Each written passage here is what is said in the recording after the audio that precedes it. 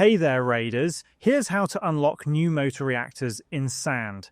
If you're looking to improve your Trampler's performance or simply want a different reactor design, you'll need to unlock new motor reactors through the game's tech tree.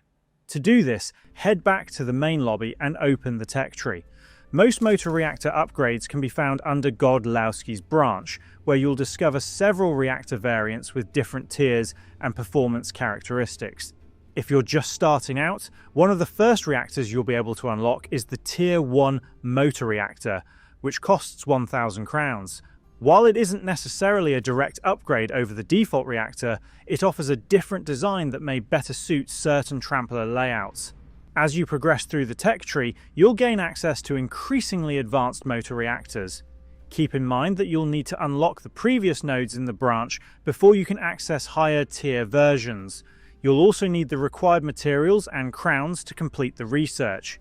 The higher the reactor tier, the more expensive the unlock becomes, but you'll gain access to more powerful and efficient components for your builds. Once you've unlocked a new motor reactor, return to the Blueprints menu and edit your Trampler design. The newly researched reactor will now be available in the parts list, allowing you to incorporate it into your build. Remember that reactor choice isn't just cosmetic.